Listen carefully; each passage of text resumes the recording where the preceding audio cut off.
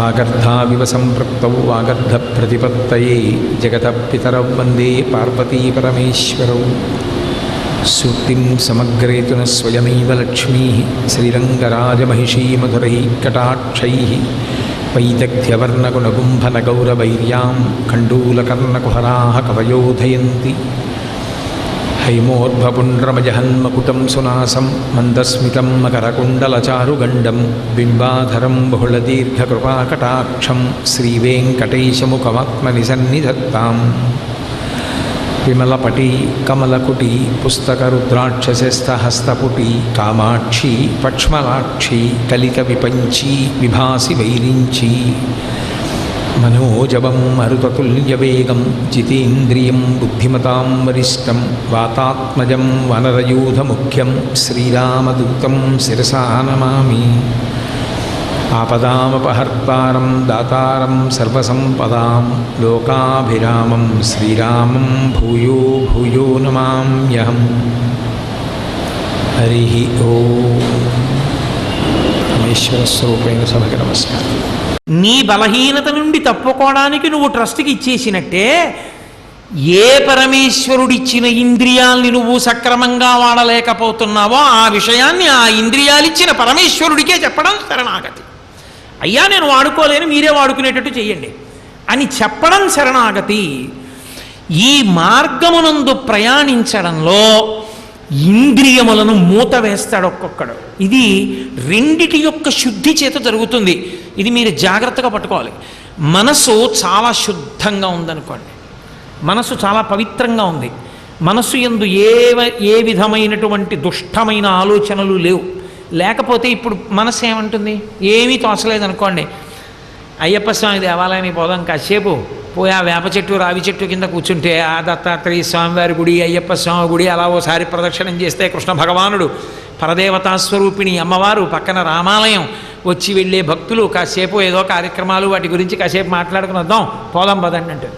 ఆయన ఏం చేస్తాడు, వెళ్ళి ఆ చెట్టు కింద కూర్చుంటాడు, కాసేపు ఏదో చదువుకుంటే కాసేపు చదువుకుంటాడు, లేకపోతే ఏదో భగవంతుడి గురించి కాసేపు మాట్లాడుకుంటాడు, తిరిగి వచ్చేస్తాడు. ఇప్పుడు మనసు పవిత్రంగా ఉందనుకోండి, ఇంద్రియాలు తమంత తాము బాగా వాడబడతాయి. అది మీరు బాగా పట్టుకోవాల్సి ఉంటుంది. ఇంద్రియములు మనసు శుద్ధిగా ఉంది, ఇక ఇంద్రియములు పాడయ్యే అవకాశం ఉండదు. ఎందుకనంటే వాటిని తప్పుగా వాడ్డ. అసలు ఆ వ్యక్తి మంచివాడు అనుకోండి, డబ్బా ఆయన ఏం పాడు చేస్తుంది, మంచి పనులే చేస్తాడు. అలా మనసు శుద్ధిని పొందితే ఇంద్రియములు సక్రమముగా వాడబడతాయి. అదే అంటుంది, ప్రాణేశ నీమంజు భాషలు వినలేని కర్ణరంధ్రం బులకలిమియేల భువనమోహన నిన్ను పొడగానగాలేని చక్షురింద్రియముల సత్వమేల పురుషరత్నమ నిన్ను భోగింపగాలేని తనులత వలని సౌందర్యమేల దైతనీయధరామృతం బానగాలేని జిగ్మకు పలరుచి సిద్ధియేల నీరజాతనయన నీవన మాలికా గంధమబ్బలేని ఘ్రణమేల ధన్యచరిత నీకు దాస్యంబు చేయని జన్మమేల వేయి జన్మములకు అంటుంది రుక్మిణీదేవి. భగవంతుణ్ణి చూడాలి, భగవంతుని యొక్క కథలు చెవులతో వినాలి, భగవత్ ప్రసాదాన్ని నాలుక మీద వేసుకోవాలి, భగవంతుని యొక్క మూర్తిని నిర్మాల్యాన్ని ముట్టుకోవాలి, ఎప్పుడూ భగవత్ సంబంధమైన పుస్తకాలు ముట్టుకోవాలి, భాగవతుల పాదాలు ముట్టుకోవాలి. ఇంద్రియాల్ని అలా వాడుకుందామని తాపత్రయం ఉన్నటువంటి పరిశుద్ధమైన మనసు లోపల ఉన్నప్పుడు ఇంద్రియములు ఉపయోగపడతాయి. మనసు పాడైంది, మనసు కంటిని ఎప్పుడు ఏదో చూడకూడంది చూద్దాం, చెవితో వినకూడంది విందాం, నోటితో తినకూడనివి తిందాం అంటోంది, అప్పుడు ఏం చెయ్యాలని అడిగారు. ఇదే భగవద్గీతలో ఆ స్వామి ఒక చోట చెప్తాడు, అభ్యాసయోగేన కౌంతేయ మామిచ్ఛాప్తుం ధనంజయ అంటాడు. అభ్యాసయోగంలోకి వెళ్ళి అంటాడు. ఇప్పుడు వెనక నుంచి ముందుకు రావాలి. మొట్టమొదటి ఏం చేయాలంటే పైన ఉన్న బుద్ధిని వాడుకోవాలి. ఈ కంటితో చచ్చినా చూపించను నువ్వు అడిగింది, ఈ కంటితో శివాలయానికి ఎడదందా సాయంకాలం, నేనేం ఒప్పుకోను అలా పద. వెళ్ళి కూర్చున్నారు. చస్తుంది ఏమిటి శివాలయంలో కూర్చున్నాక? గజస్తంభం చూస్తుంది, గజస్తంభం మీద వాలిన పక్షుల్ని చూస్తుంది, లోపల వినపడుతున్న లలితా సహస్రం వింటుంది, కాసేపు ప్రదక్షిణం చేసే వాళ్ళ వంక చూస్తుంది, ఏదో భక్తితో పొర్లు దండాలు పెట్టుకునే వాళ్ళని చూస్తుంది, అడుగడుగు దండాలు పెట్టే వాళ్ళని చూస్తుంది. వారం రోజులు సతాయిస్తుంది. సాయంకాలం ఎప్పటికి ఇదేంటి, అదేదో ఇంకోటి ఉంది, అది చూడడానికి పోదాం, ఇది వద్దంటుంది. కానీ వీల్లేదు, రోజు గుడికి తీసుకెళ్ళడం అలవాటు చేశారు. 10 రోజులు పోయాక అంటుంది, 6:30 అయింది, గుడికి వెళ్ళొద్దు అంటుంది. ఇది శాస్త్రంలో ఏమని చెప్పారో తెలుసా? దీన్ని చాలా చిత్రమైనటువంటి ఉపమానం ఒకటి చెప్పారు.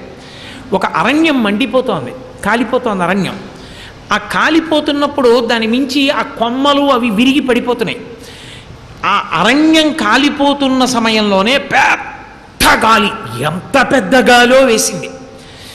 అక్కడ ఒక చోటేమో ఓ చిన్న చెరువు ఉంది, అవతల వైపు పెద్ద నది ఉంది. ఈ చిన్న చెరువులో ఈ కాలిపోతూ గాలికి విరిగిపోతున్నటువంటివన్నీ వచ్చి ఎగిరి వచ్చి ఎండు కొమ్మలు, కాలుతున్న కొమ్మలు చెరువులో పడ్డాయి. 1 గంటకి చెరువు అంతా పూడుకుపోయింది, ఇవన్నీ పడిపోయి. కొన్ని వెళ్ళి నదిలో పడ్డాయి. నదిలో పడిన వాటి వలన నది పూడుకుపోలేదు, నదిలో కొట్టుకుపోయి సముద్రంలోకి వెళ్ళిపోయి. ఇప్పుడు చెరువులో పడినవి చెరువునే కప్పెట్టాయి, నదిలో పడినవి నదిని కప్పెట్టలేకపోయి సముద్రంలోకి వెళ్ళిపోయి. అందుకే నీరు నిప్పును ఆర్పుతుందా అని నన్ను అడిగారు అనుకోండి, సహజ ధర్మంగా నేనేం చెప్పాలి? నీరు నిప్పుని ఆర్పుతుందండి అని చెప్పాలి. పెద్ద మంట మండుతోంది అనుకోండి, చాలా పెద్ద మంట మండుతోంది.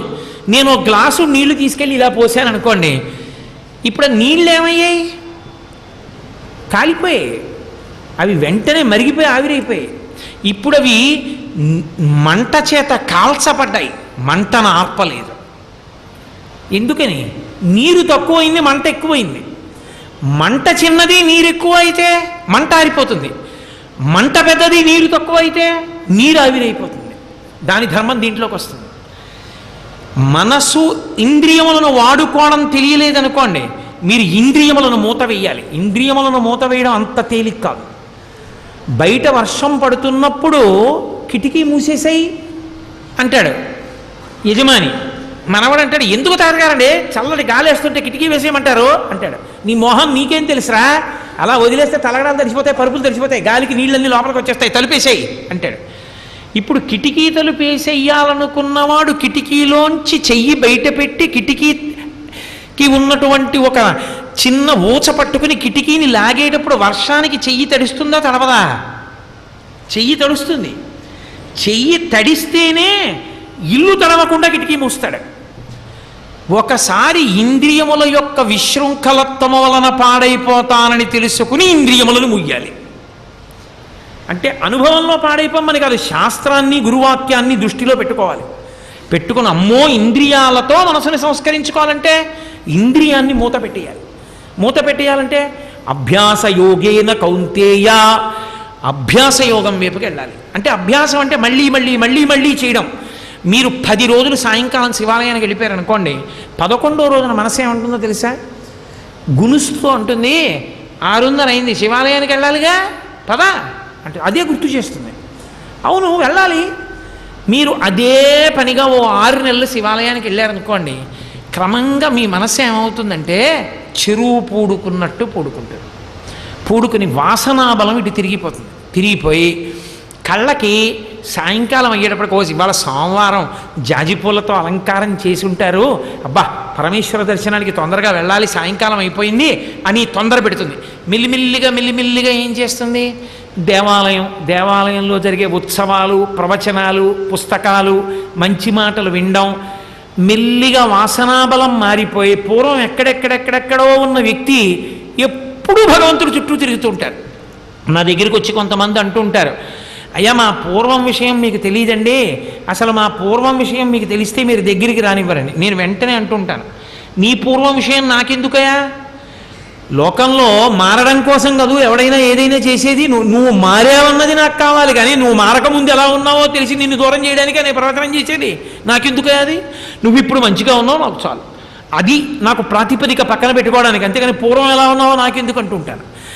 కాబట్టి మెల్లిమెల్లిగా ఇంద్రియములను ఆధారం చేసుకుని మనస్సు మారుతుంది. మీరు మంచి నృత్యాన్ని చూడడానికి అలవాటు చేసుకున్నారు, మంచి సంగీతం వినడం అలవాటు చేసుకున్నారు, సంగీతంలో ఉండేటటువంటి ఆ సౌందర్యాన్ని అలవాటు చేసుకున్నారు, మంచి కావ్యాన్ని పరిశీలించడం అలవాటు చేసుకున్నారు. నేను ఒక్కొక్కసారి ఆశ్చర్యపోతాను.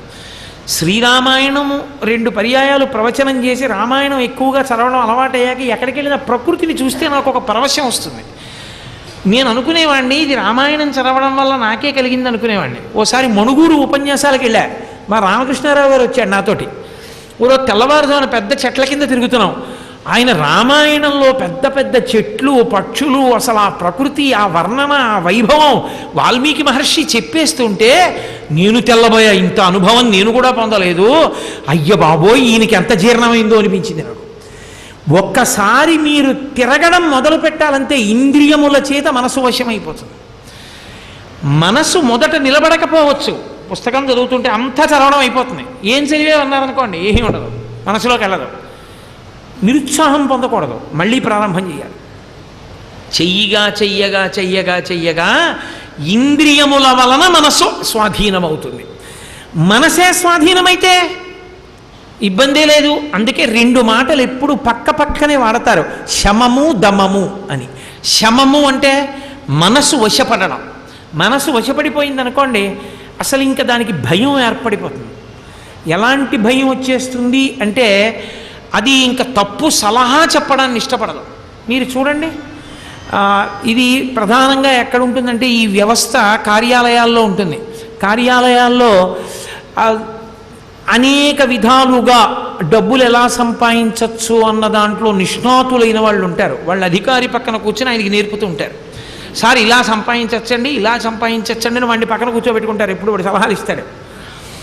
వాడు ఎంతకాలం సలహా ఇస్తాడు అలాగా? అలా పుచ్చుకునేవాడు అధికారి అయినంతకాలం. నిప్పు లాంటి వాడు వచ్చి కుర్చీలో కూర్చున్నాడు అనుకోండి, వీడి వెళ్ళి సార్ ఎన్ని రకాలుగా సంపాదించచ్చో తెలుసా అంటాడా? ఛార్జ్షీట్ ఇస్తాడు వెంటనే. అందుకని అసలు తనకే ఎప్పుడూ తెలియనట్టు ఉంటాడు. ఏమో ఏడు విశేషాలు అంటే, ఏమో సార్ జాగ్రత్తగా పని చేసుకుంటున్నాను సార్, నాకేం తెలియదు సార్ అంటాడు అంతే. అంటే మరి ఇంతకు ముందు చెప్పిన సలహా ఇప్పుడు ఎందుకు చెప్పట్లేదు అంటే అధికారి మారిపోయాడు. మనసు వినడాన్ని తిరస్కరించింది అనుకోండి సాధన చేత. ఇలాంటి తప్పుడు మాటలు చెప్పకు, నువ్వు ఇలా చెప్పే ఎన్ని జన్మలు ఎత్తించావో, ఎన్ని పాపాలు చేయించావో, నీ సొమ్మేం పోయింది, ఈ శరీరంతో చేయించేస్తావు, జీవుడి ఖాతాలో పడిపోతుంది, ఏమైపోతాను, ఎప్పుడు ఇక నువ్వు చెప్పక ఇక నీ మాట వినే రోజు లేదు అని మనస్సు మీద తిరగబడ్డాడు అనుకోండి బుద్ధితోటి. మనసు ఆ మాటలు చెప్పడం మానేసి ఏవి ఇష్టమో అవే చెప్తుంది. ఈ గుడికి వెళ్దామా, గురు పౌర్ణమి వస్తోంది, గురు పౌర్ణమి ఉత్సవాలకు వెళ్ళిపోదామా, వెంకటాచలం వెళ్ళి నడిచి కొండెక్కుదామా, అన్నమాచార్య స్వామి వారి కీర్తనలు విందామా, లేకపోతే అదిగో సంగీత సభ జరుగుతోంది అక్కడికి వెడదామా, సూర్యకళామందిరంలో ఉపన్యాసం వినొద్దామా, వీటినే ఎప్పుడూ ప్రతిపాదనలు చేస్తుంది. అందుకే శమ దమ పక్క పక్కనే ఉంటాయి. నువ్వు మనసుని శుద్ధి చేసి ఇంద్రియాలని వాడుకున్నా పర్వాలేదు, మనసు శుద్ధంగా లేకపోతే ఇంద్రియాలని అదుపులో పెట్టి మనసుని సంస్కరించుకున్నా పర్వాలేదు. ఎందుకనంటే ఒకదాని మీద ఒకటి ఆధారపడి ఉంటాయి. గుర్రాలు తోలేవాడు చేతకాని వాడైనా గుర్రాలు సక్రమంగా వెళ్ళిపోవడానికి అలవాటు పడినాం అనుకోండి, అప్పుడు పర్వాలేదు. ఇంకా ఇప్పుడు ఈ సంత మార్కెట్కి, కాకినాడ సంత మార్కెట్కి ఏదో గురువారం ఎప్పుడో బళ్ళు వస్తుంటాయి. ఆ బళ్ళల్లో రాత్రి సరుకులన్నీ వేసేసి ఆ బండి తోలేవాడు ఎక్కి పడుకుంటాడు, అందులో పడుకుని నిద్రపోతాడు. నిద్రపోతే బండి వెళ్ళిపోతుంది, తెల్లవారేటప్పటికీ అది ఆ ఊరు వెళ్ళిపోతుంది వాళ్ళ ఇంటికి. ఎందుకని దానికి అలవాటు, ప్రతి గురువారం రావడం, ఆ సరుకులు వేసుకుని బండి వెళ్ళిపోవడం అలవాటు అది. అందుకని ఆ బండి అలా వెళ్ళిపోతూ ఉంటుంది. ఒక్కొక్కసారి మన మనస్సు యొక్క సంబంధం లేకుండా ఇంద్రియములు పనిచేసేస్తాయి. నాకు మధ్యాహ్నం అయ్యేటప్పటికీ నా భార్య ఆఫీస్కి వెళ్ళి భోజనానికి తీసుకెళ్ళడం అలవాటు. నా భార్య ఆఫీస్కి సెలవైన రోజుల్లో కూడా ఒక్కొక్కసారి అక్కడికి వెళ్ళిపోయేవాడిని. అంటే మనసు ఇవాళ సాయంకాలం ప్రవచనం ఉంది, ఈ విషయం మీద మాట్లాడాలి కదా అని ఏదో ఆలోచిస్తుంటే ఇంద్రియాలు అలా వెళ్ళిపోతాయి. కళ్ళు చూస్తుంటే, చేతులు తిప్పేస్తుంటే వెళ్ళిపోతాయి. అక్కడికి వెళ్ళి ఆగిపోయి చూస్తుంటే ఎవరో వచ్చి, ఇవాళ సెలవు కదండి, ఇవాళ వచ్చారేంటి, అదేంటి అమ్మగారు ఇంట్లో ఉంటారు కదా, ఇక్కడికి ఎందుకు వచ్చారు అని అడిగితే నేనే మర్చిపోయి వచ్చేసానండి అని చెప్తే బాగుండదని, అబ్బాయి కాదులేండి నా గురించి ఇక్కడికి ఎవరో ఒక ఆయన వస్తానన్నారండి అని గౌరవం నిలబెట్టుకోవడానికి 5 నిమిషాలు నించుని ఇప్పుడే ఫోన్ చేశారు ఇంటికి వచ్చారటని మళ్ళీ ఓ దొంగమొహం వేసుకుని వెనక్కి తిరిగి వెళ్ళిపోవడం. అంటే మనసు లేకపోయినా ఇంద్రియములు తీసుకెళ్ళిపోయాయి. కన్ను చేతులు అలవాటు పడిపోయాడు, అసంకల్పిత ప్రతీకార చర్య అంటారు. అలా రిఫ్లెక్స్ యాక్షన్స్ అన్నట్టుగా మనస్సుని ఇంద్రియములు వశం చేసుకుంటాయి. గుర్రాలు తమ మంచి మార్గంలో వెళ్ళిపోతున్నాయి అనుకోండి, రౌతు చెప్పినా వినకుండా అవి అన్నవరమే తీసుకెళ్ళిపోయాయి అనుకోండి, ఇబ్బంది లేదు. కొన్నాళ్ళకి రౌతే మారతాడు, ఇక ఈ గుర్రాలు అక్కడికే వెళ్తాయిరా అని. అందుని ఇంద్రియముల చేత మనసుని, మనస్సు చేత ఇంద్రియాలని మార్చుకోవాలి. ఆ ఇంద్రియములను అదుపు చేసుకోవడం అన్నది అలవాటు కాకపోతే వాటికి ఉండే లక్షణమేమి?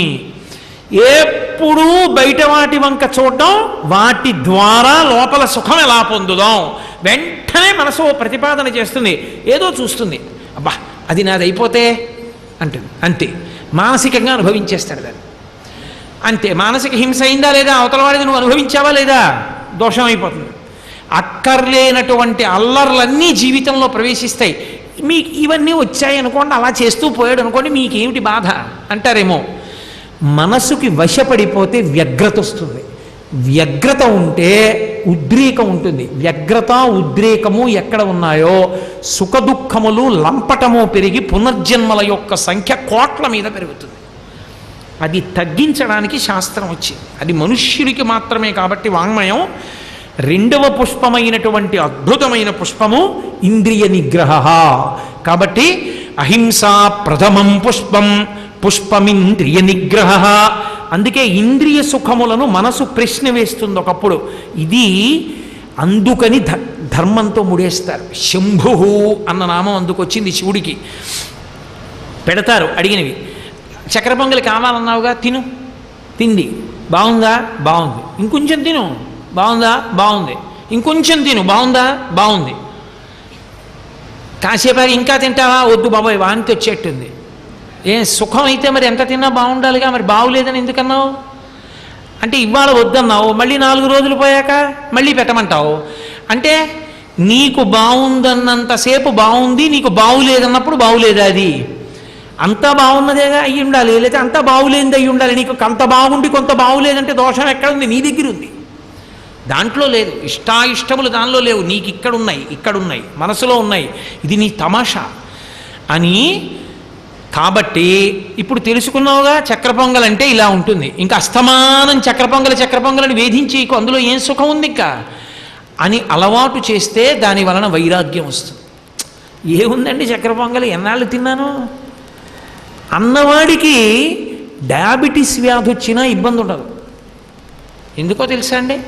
వాడికి షుగర్ వచ్చిందనుకోండి, వాడికి ఏమీ బెంగ ఉండదు. ఎందుకో తెలుసా? వాడి ఎదురుగుండా మీరు తీసుకెళ్ళి కాజాల పళ్ళెం పెట్టారనుకోండి, 49 ఏళ్ళు తిన్నాను వాటిని, తెలుసా? ఇంకా ఏం తినమంటారు? చాలు, ఈశ్వరుడు వద్దన్నాడండి, తినద్దన్నాడు. ఇంకా మా అమ్మ చిన్నతనంలో నువ్వులు గుండా అన్నం కలుపుకుంటే నీకు వేడి చేస్తుందిరా చాలనేది. అంటే ఇంకా తినేవాళ్ళం కాదు.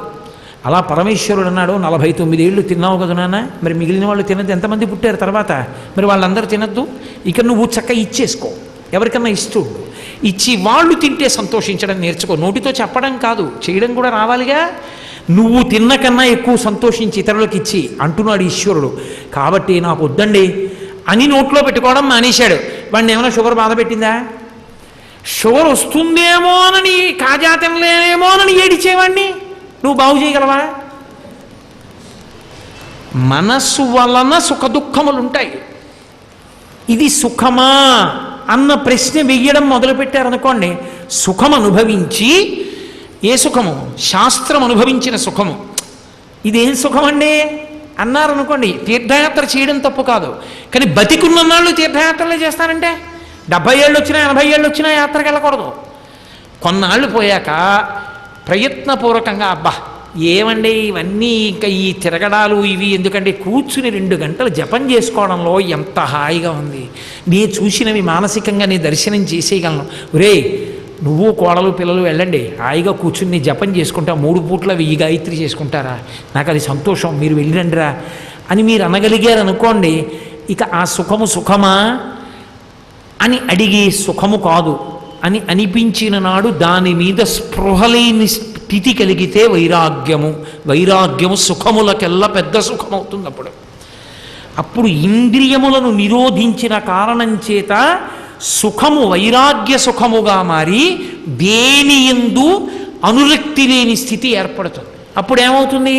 ఆఖరికి వచ్చి అంటుంది, ఎన్ని అనుభవించాను దీంతో, ఇన్ని చదివాను గ్రంథాలు, ఎన్ని ఉపన్యాసాలు చెప్పాను, ఇది నేను కాదని తెలుసుగా, ఇది పడిపోతుందని తెలుసుగా, ఇది పడిపోయే రోజు దగ్గరికి వస్తోంది, తెలుస్తున్నాయి సూచనలు, పడిపోతుంది. ఏమిటి పడిపోతే? మళ్ళీ ఇంకోసారి మళ్ళీ ఇలాంటి దుప్పట్లో దూరకుండా ఈశ్వరుడు యందు దూరిపోతే చాలు. కాబట్టి ఇది పడిపోతే వచ్చిన నష్టం ఏమిటి అని నిలబడ్డాడు. ఇప్పుడు ఆ చిట్ట చివరికి వైరాగ్య సుఖం ఏమైంది? ఇది పడిపోతున్నా సాక్షిగా ఉండి ఈశ్వరుని యందు ప్రవేశించడానికి సిద్ధపడ్డాడు. ఎంతమంది ఎళ్ళలా? అంత చెప్పిన మహాపురుషుడు చంద్రశేఖరేంద్ర సరస్వతి విడిచిపెట్టలా శరీరాన్ని? రామకృష్ణ పరమహంస విడిచిపెట్టలా? భగవాన్ రమణులు విడిచిపెట్టలా? మా నాన్నగారు వదిలిపెట్టలా? మా తాతగారు వదిలిపెట్టలా? మా అక్కగారు వదిలిపెట్టలా? మా అన్నగారు వదిలిపెట్టలా? ఎంతమంది విడిచిపెట్టి వెళ్ళిపోయారు?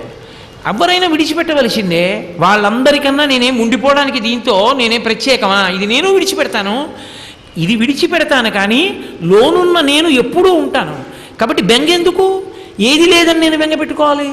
కాబట్టి నాకేం బెంగలేదు అని భయరహిత స్థితికి చేరిపోయాడు అనుకోండి, అది మోక్షావస్థ. అప్పుడు ఏమంటారంటే వాడిని జీవన్ముక్తుడు అంటారు, అది పండిపోయాడు అంటారు. జీవన్ముక్త అంటే ఉండి మోక్షమును పొందాడు. శరీరంతో ఉన్నాడు కానీ ఆయన మోక్షమును పొందేశాడు. ఇది పడిపోవడాన్ని చూస్తున్నాడు. భగవాన్ రమణుల మాటల్లో చెప్పాలంటే బియ్యం బస్తాని కూలికెత్తుకొచ్చిన వాళ్ళే ఉంటాడు. అప్పుడు యజమాని అంటాడు, జాగ్రత్తగా పట్టుకెళ్ళోయ్, జాగ్రత్తగా పట్టుకెళ్ళోయ్ అంటాడు. కూలికి తెచ్చేవాడు ఏమంటాడు? ఇక్కడ పడేయనండి బస్తా అంటాడు. నాయన ఇక్కడ పడాయి అనేటప్పటికీ గభాలను వీపు నుంచి పడేసి తువ్వాలు తీసి దులిపేసుకుని బాబు డబ్బు ఇవ్వడం పోతానంటాడు. వీపు మీద ఉన్న బస్తాని ఎప్పుడు దింపేద్దామని చూసేవాడు కూలి. జ్ఞాని దీన్ని కూలికెత్తుకున్న బస్తాలా చూస్తాడు. ఎప్పుడు దింపి సుఖపడదాను, నేనుగా ఆత్మగా ఉందామనుకుంటాడు. ఇది పడిపోతుందేమోనన్న బెంగ వదిలి ఇది కూలికెత్తుకున్న వాళ్ళ అమ్మా, ఇది పడిపోయిన నాడు నేను సర్వగతమైన ఆత్మగా నిలబడిపోతాను, అది సత్యం అని నిలబడగలిగిన స్థితి దేని వలన వస్తుంది అంటే శంభు శం భావయతి ఇది శంభు. శం సుఖము ఆ సుఖముగా మారిన నాడు. దీని కొరకు ఇంద్రియములను మూత పెట్టమని చెప్పారు. అందుకుని సాధన చెయ్యి. ఇది నీకు చేత కాకపోతే శరణాగతి చెయ్యి. తప్ప బాగుందనుకుని ఊరుకున్నావో ప్రమాదంలోకి వెళ్ళిపోయిన వాడివి అయిపోతావు. రుచిగా ఉందని విషం తినడం ఎంత ప్రమాదమో, ఇంద్రియముల యొక్క లౌల్యమునకు వశుడైపోవడం అంత ప్రమాదం జరుగుతుంది సుమా అని చెప్పి, ఈ పరిశీలనమునందు నిలబడిన వాడికి పరమేశ్వరుడు చిట్ట చివర ఇచ్చే కానుక తనయందు ప్రవేశించేట్టు అనుగ్రహించడమే. కాబట్టి అహింసా ప్రథమం పుష్పం పుష్పమింద్రియ నిగ్రహ. రెండో రోజుకి రెండో పువ్వు పూర్తి చేశాను. రేపు మూడవ రోజు అసలు నిజంగా పారిభాషిక పదకోశం వాడారు. సర్వభూత దయా పుష్పం.